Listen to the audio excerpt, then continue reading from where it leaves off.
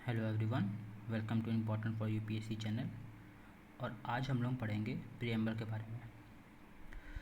देखिए, प्रीएम्बल के बारे में शुरू करने से पहले मैं आपको कुछ बेसिक चीज़ें बता दूं। सबसे पहले आप सिर्फ सुनने पे ध्यान दें, लिखने पे थोड़ा कम ध्यान दें।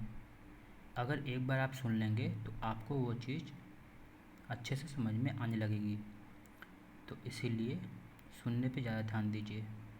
और मैं जो बोल रहा हूँ उसको अपने दिमाग में सोचने की कोशिश करिए कि हाँ, ऐसा ऐसा हुआ था। ठीक है, देखिए सबसे पहले हम लोग शुरू करते हैं प्रीएम्बल। तो प्रीएम्बल होता क्या है? प्रीएम्बल एक इंट्रोडक्टरी स्टेटमेंट है हमारा कॉन्स्टिट्यूशन का। इसका मतलब क्या है? जैसे कि मान लीजिए कि आप लोग कोई मूवी देख रहे हो, लेकिन वो मूवी देखने से पहले अगर आप उसका ट्रेलर देख लें तो आपको उस मूवी के बारे में समझ में आ जाता है कि वो मूवी के अंदर क्या क्या होगा। तो उसी प्रकार हमारा जो प्रीएम्बल है वो एक इंट्रोडक्टरी स्टेटमेंट है। वो हमारे कॉन्स्टिट्यूशन के लिए वो एक ट्रेलर की तरह काम करता है। ठीक है, जो हमारे कॉन्स्टिट्यूशन का नेचर और उसका ऑब्जेक्टिव्स ये सब बताता है। ठीक है, तो सबसे पहले हम लोग देखते हैं कि हमारा प्रीएम्बल दिखता कैसे है। ये देखिए, हमारा प्रीएम्बल ऐसा दिखता है जिसमें लिखा है, we the people of India having solemnly resolved to constitute India into a sovereign, socialist, secular, democratic and republic, and to secure to all its citizens justice, social, economic and political, liberty of thought, expression, belief, faith and worship, equality of status and of opportunity, and to promote among them all fraternity, assuring the dignity of the individual and the unity and integrity of the nation. In our Constituent Assembly, this 26th day of November 1949, do hereby adopt, enact and give to ourselves this Constitution. ये हमारे constitution में mention words हैं। अब हम लोग देखते हैं कि इसका नेचर क्या है। तो देखिए, सबसे पहले कुछ बेसिक चीज़ें हम लोग जान लें इसके ऊपर कि इसका नेचर क्या है। तो इसका नेचर है जैसे सोवरेन। ये देखिए, sovereign, socialist, secular, democratic, Republic. तो ये सब क्या होता है? इसका मतलब देखिए, सोवरेन का मतलब क्या होता है? सोवरेन का मतलब होता है कि इंडिया इंडिपेंडेंट है अपने डिसीजन मेकिंग में। जो वो गवर्नेंस फॉलो करेगा वो बिना किसी बाहर की पावर के इन्फ्लुएंस में करेगा। ठीक है, मतलब वो सोवरेन है, कोई एक्सटर्नल कंट्रोल नहीं है उसके ऊपर।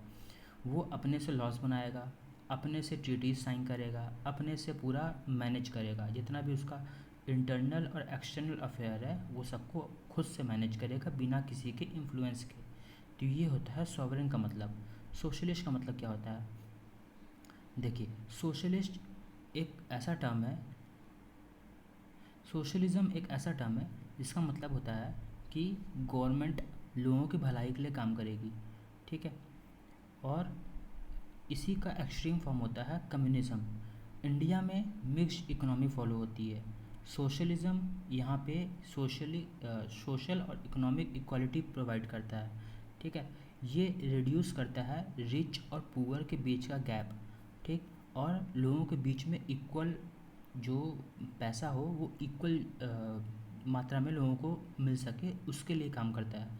मतलब वो इक्वालिटी को प्रमोट करता है। ठीक है, रिसोर्सेज को इक्वल डिस्ट्रीब्यूट करता है लोगों के बीच में, जैसे एमएसपी हो गया। ठीक है, या फिर मान लीजिए कि और सोशली और इकोनॉमिकली जो लोग हैं उनको अपलिफ्ट करने के लिए उनको मॉनेटरी बेनिफिट देते हैं। ठीक है, डायरेक्ट बेनिफिट ट्रांसफ़र होता है। तो ये सब हो गया सोशलिस्ट। ठीक है, फिर इंडिया, ये जो सोशलिज्म का कंसेप्ट है ये 42nd अमेंडमेंट से ऐड किया गया था। ठीक है, जो वेलफेयर स्टेट को प्रमोट करता है। ठीक है, अब आ गया सेकुलर। सेकुलर का मतलब क्या होता है कि इंडिया किसी एक रिलीजन को प्रमोट नहीं करेगा। ठीक है, हर एक रिलीजन को इक्वल ट्रीटमेंट देगा, उसको हर एक इंडिविजुअल को इक्वल फ्रीडम देगा, राइट देगा कि वो प्रैक्टिस करे, प्रोपोगेट करे किसी भी रिलीजन को। और स्टेट रिलीजन के मैटर में इंटरफेयर नहीं करेगा और सबको इक्वल प्रोटेक्शन देगा कि वो रिलीजन को फॉलो कर सकें, अपने रिलीजन को प्रोटेक्ट कर सकें। और ये भी जो चीज़ है ये भी 42nd अमेंडमेंट 1976 से लाया गया था। ठीक है, फिर हम लोग बात करते हैं डेमोक्रेटिक की। तो डेमोक्रेटिक का मतलब क्या होता है, यहाँ पे बोथ सोशल और पॉलिटिकल डेमोक्रेसी की बात की गई है। इसका मतलब है जो गवर्नमेंट में लोग हैं वो by the people for the people and में काम करती है, ठीक है। ऑपरेट करता है फ्री एंड फेयर इलेक्शन से, यहाँ पे फ्री एंड फेयर इलेक्शन होता है। फंडामेंटल राइट्स को गारंटी करता है, फ्रीडम ऑफ स्पीच को बढ़ाता है, इक्वालिटी प्रमोट करता है, पार्टिसिपेशन करता है गवर्नेंस में, ठीक है। और ये universal adult franchise, universal adult suffrage provide करता है हर एक सिटीजन्स को। मतलब कि अगर आप अडल्ट हो गए हैं तो आप वोट देने के लिए एलिजिबल हैं, ठीक है, इलेक्शन लड़ने के लिए एलिजिबल हैं, ठीक है। तो एडल्ट सफरेज क्या है, यहाँ पे एडल्ट सफरेज है 18 के अबव, 18 के अबव, पहले 21 था अब 18 हो गया, वो भी हम लोग देखेंगे, ठीक है। आगे आने वाले चैप्टर्स में जब हम लोग इलेक्शन के बारे में पढ़ेंगे तो देखेंगे उसको। फिर हम लोग पढ़ते हैं रिपब्लिक के बारे में। रिपब्लिक का मतलब होता है जो हेड ऑफ़ द स्टेट है वो चुना गया हो, ठीक है। तो जो हमारे प्रेसिडेंट हैं वो इनडायरेक्टली चुने गए हैं, उनको एक इलेक्टोरल कॉलेज बनता है और एक फिक्स टर्म है, 5 सालों का एक फिक्स टर्म है, उसमें वो चुने जाते हैं, ठीक है। वही मोनार्की में क्या होता है, मोनार्की में हेरिडेटरी रूल होता है कि राजा का बेटा ही राजा बनेगा, लेकिन रिपब्लिक में चुने जाते हैं वो, ठीक है। मतलब किसी भी पर्सन को एक अपॉर्चुनिटी मिलता है कि वो उस पोजीशन तक जा सकते हैं अगर वो कैपेबल हैं। जैसे कि द्रौपदी मुर्मू जो हमारी अभी प्रेसिडेंट हैं, करंट प्रेसिडेंट, वो भी एक ट्राइब से आती हैं लेकिन वो उस पोजीशन तक पहुंची हैं, तो इसीलिए ये रिपब्लिक इन नेचर है, ठीक है। अब हम लोग कुछ ऑब्जेक्टिव के बारे में बात करते हैं। तो जैसे देखिए जस्टिस, जस्टिस हो गया, फिर जस्टिस में सोशल, इकोनॉमिक एंड पॉलिटिकल, तो ये एक ऑब्जेक्टिव है। तो इस जस्टिस का सोशल में क्या आता है, यही सोशल, इकोनॉमिक एंड पॉलिटिकल, इसमें क्या आता है कि सोशल मतलब क्या होता है, equal treatment and protection of all individual, सभी जितने भी इंडिविजुअल हैं उनको इक्वल ट्रीटमेंट प्रोवाइड कराया जाएगा और सबको बराबरी प्रोटेक्शन दिया जाएगा, ठीक है, बिना किसी डिस्क्रिमिनेशन के, बिना किसी कास्ट, बिना किसी रिलीजन, बिना किसी जेंडर के डिस्क्रिमिनेशन के, चाहे लड़का हो चाहे लड़की हो, चाहे मुस्लिम हो चाहे हिंदू हो चाहे सिख हो, कोई भी हो, चाहे अपर कास्ट का हो चाहे लोअर कास्ट का हो, सबको इक्वल ट्रीटमेंट मिलेगा। जैसे आप किसी पार्क में चल जाएं तो कोई आपको ये नहीं मना कर सकता है कि आप उस पार्क में क्यों गए, आप छोटे जात से हैं या फिर आप इस कम्युनिटी से आते हैं, इस रिलीजन से आते हैं, तो इस ये सोशल जस्टिस प्रोवाइड करता है, ठीक है। इकोनॉमिक जस्टिस क्या है कि जो वेल्थ का डिस्ट्रीब्यूशन है वो इक्वल होगा। जैसे कि जो ज़्यादा कमाते हैं उनके ऊपर ज़्यादा टैक्स लगाया जाएगा ताकि वो, और जो मतलब अच्छे से नहीं कमा पाते हैं उनको डिस्ट्रीब्यूट किया जाए ताकि उनका भी एक अधिकार हो सोसाइटी में, वो भी एक डिग्निफाइड लाइफ जी पाएँ, ठीक है। तो ये इकोनॉमिक जस्टिस हो गया। पॉलिटिकल जस्टिस क्या होता है कि सबको इक्वल वोटिंग राइट मिलेगा, सबको इक्वली चांस मिलेगा कि वो कंटेस्ट कर सकते हैं, पब्लिक ऑफिसेस होल्ड कर सकते हैं, तो ये हो गया पॉलिटिकल जस्टिस, ठीक है। अब हम लोग आते हैं लिबर्टी के ऊपर। तो liberty of thought, expression, belief, faith and worship, इसका मतलब क्या होता है कि सारे इंडिविजुअल के पास ये फ्रीडम है कि वो सोच सकें, अपने आप को एक्सप्रेस कर सकें, अपने ओपिनियंस को ला सकें, अपने रिलीजियस बिलीफ को बना सकें और किसी भी रिलीजन को फॉलो कर सकते हैं, ठीक है। तो ये इंडिविजुअल के ऊपर है, वो अपने मन से जो सोचना चाहें वो सोच सकते हैं, उनके पास वो लिबर्टीज़ हैं। और यही सब हम लोगों को फंडामेंटल राइट में देखने को मिलता है। जैसे अगर हम लोग आर्टिकल 19 या फिर आर्टिकल 25 टू 28 देखें तो ये हम लोगों को एक फ्रीडम देता है, ठीक है। हम लोगों को एक फ्रीडम देता है कि हम लोग अपने मन से कोई भी प्रोफेशन, कोई भी रिलीजन, कुछ भी फॉलो कर सकते हैं, ठीक है। बस इसका यही एक रिस्ट्रिक्शन है कि ये नेशनल सिक्योरिटी के अगेंस्ट ना जाए, किसी को हार्म ना करे, ठीक है। यही है liberty. Equality of status and opportunity, इसका मतलब होता है कि जो भी लॉज बने सबको इक्वल ट्रीटमेंट मिलेगा, ठीक है। जितने भी सिटीजन्स हैं सबको इक्वली ट्रीट किया जाएगा बिना किसी बैकग्राउंड के, ठीक है। जैसे मान लीजिए कि कोई एम्प्लॉयमेंट है, ठीक है, चाहे मेल हो चाहे फीमेल हो, तो बिना इस बैकग्राउंड के बिना किसी डिस्क्रिमिनेशन के उसको इक्वली अपॉर्चुनिटी दिया जाएगा, ठीक है। पर्सनल डेवलपमेंट में वो अपना वो कर सकते हैं, डेवलपमेंट कर सकते हैं। फिर एजुकेशन में भी कोई डिस्क्रिमिनेशन नहीं होगा, ठीक है। तो ये स्टेटस एंड अपॉर्चुनिटी की बात कर रहा है कि सबको इक्वल अपॉर्चुनिटी मिलेगा। ठीक है, सॉरी थोड़ा सर्दी हो रखा है मेरे को। अब हम लोग आते हैं फ्रेटर्निटी के ऊपर। तो fraternity assuring the dignity of the individual and unity and integrity of the nation. इसका मतलब ये है कि जो ब्रदरहुड का एक फ्रेटर्निटी मतलब क्या होता है, फ्रेटर्निटी मतलब होता है ब्रदरहुड, मतलब भाईचारा, मतलब जितने भी इंडियन के सिटीजन्स हैं वो सब के सब आपस में म्यूचुअल रेस्पेक्ट, मतलब एक दूसरे का रेस्पेक्ट करेंगे और एक दूसरे की इज्जत करेंगे। तो ये भाईचारा को प्रमोट करेगा, ठीक है। इससे इंडिविजुअल की खुद की रेस्पेक्ट बनेगी और वो डिग्निटी से वो रह पाएगा, ठीक है। और उसको एम्पावरमेंट किया जाएगा कि तुम अच्छे से और अपना जो ज़िंदगी है उसको अच्छे से बनाओ। फिर unity and integrity of the nation, मतलब कि जो हमारा जो नेशन है उसको यूनिटी प्रोवाइड करके रखेंगे, ठीक है। जैसे लिंग्विस्टिक बेसिस पे हो गया, कल्चरल डिफरेंसेस पे हो गया, तो ये सब हमारा दिखाता है कि डाइवर्सिटी कितनी है, तो इसीलिए यूनिटी बना के रखने की बहुत ज़रूरत है। और जो इंटीग्रिटी शब्द है वो हम लोग 42nd अमेंडमेंट 1976 से इसमें ऐड किए गए थे, ठीक है। और जिसमें हम लोग को बताता है कि जो टेरिटोरियल इंटीग्रिटी है और यूनिटी है उसको मेंटेन करने की बहुत आवश्यकता है, ठीक है। अब हमारा प्रियम्बल इम्पोर्टेंट क्यों है? तो हमारा प्रियम्बल देखिए, सबसे पहले जो हमारा प्रियम्बल है वो कब अडॉप्ट हुआ था? वो अडॉप्ट हुआ था 26 नवंबर 1949 को, ठीक है। और बाकी जितना भी कॉन्स्टिट्यूशन है वो 26 जनवरी 1950 को आया था इफ़ेक्ट में, ठीक है। इसके पीछे का सोर्स क्या है? इसके पीछे का सोर्स क्या है? इसके पीछे का सोर्स है पीपल ऑफ इंडिया, क्योंकि वो शुरुआत ही होता है ना we the people of India, मतलब कि ये इसको पावर कहाँ से मिलता है? इसको पावर मिलता है इंडिया के लोगों से, हम लोग खुद इसको पावर देते हैं, ठीक है। और ये कंसेप्ट बिल्ड करता है सोवरेनिटी के ऊपर कि ये जो पावर मिल रहा है ये एक सोवरेन है, ठीक है। और जो स्टेट है वो डेमोक्रेटिक रहेगा, तो ये दिखाता है इसमें। फिर इसका नेचर, जैसा मैं आपको बता चुका हूँ, नेचर इसका sovereign socialist secular democratic Republic है, ठीक है। फिर इसमें आता है ऑब्जेक्टिव, जो मैं ऑब्जेक्टिव अभी बताया हूँ आपको, justice, liberty, equality and fraternity, तो ये इसके ऑब्जेक्टिव्स हो गए, ठीक है। तो ये इंटरप्रिटेशन की तरह काम करता है कि जो हमारा लॉज हैं, जो प्रियम्बल हैं, प्रियम्बल गवर्न, मतलब प्रियम्बल डायरेक्टली गवर्न नहीं किए जा सकते, लेकिन ये इंटरप्रिटेशन के लिए काम आ सकते हैं।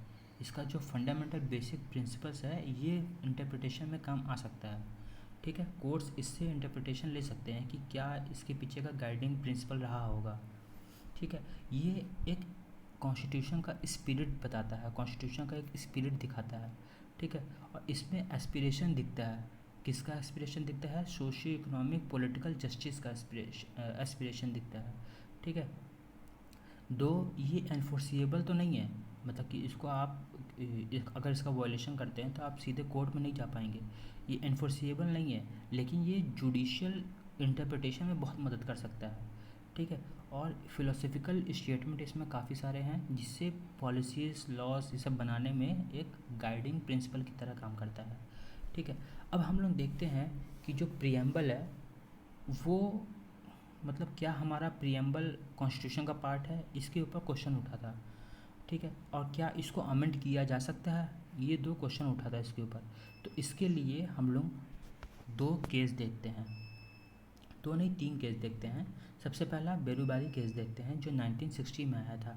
तो इस केस में क्या बोलते हैं? इस केस में बोलते हैं कि जो प्रियम्बल है वो key to the mind of the maker है, मतलब जो बनाए हैं कॉन्स्टिट्यूशन वो उसका एक माइंड है, जो प्रियम्बल है वो एक माइंड है और जो पूरा कॉन्स्टिट्यूशन है वो एक बॉडी है, ठीक है।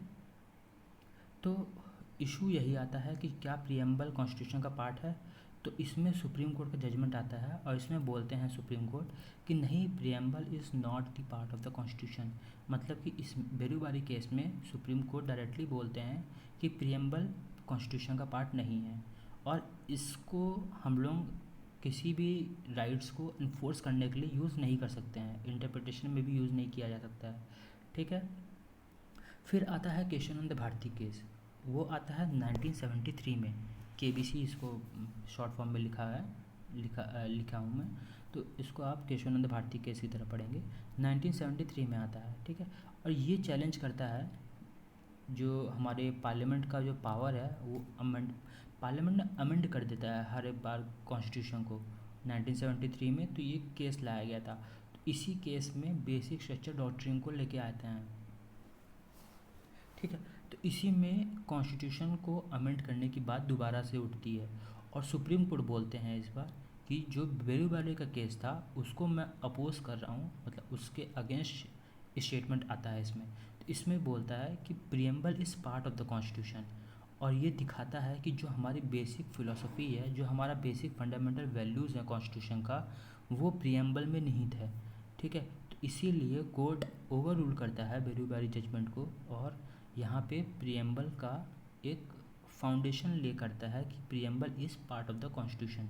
और जो इसका बेसिक स्ट्रक्चर है, जैसे हम लोग पढ़े थे, ऑब्जेक्टिव पढ़े थे इसके पीछे का, फिर हम लोग इसके पीछे का वो इम्पोर्टेंस पढ़े थे, इसके पीछे का हम लोग क्या नाम है, नेचर पढ़े थे, ठीक है। तो ये सब जो है, ये सब उसका एक बेसिक स्ट्रक्चर है, ठीक है। और इसको अमेंड नहीं किया जा सकता, ठीक है। आप ऐड कर सकते हो लेकिन डिलीट नहीं कर सकते हो, इसको नेगेटिव वे में इसको अमेंड नहीं कर सकते हो, ठीक है।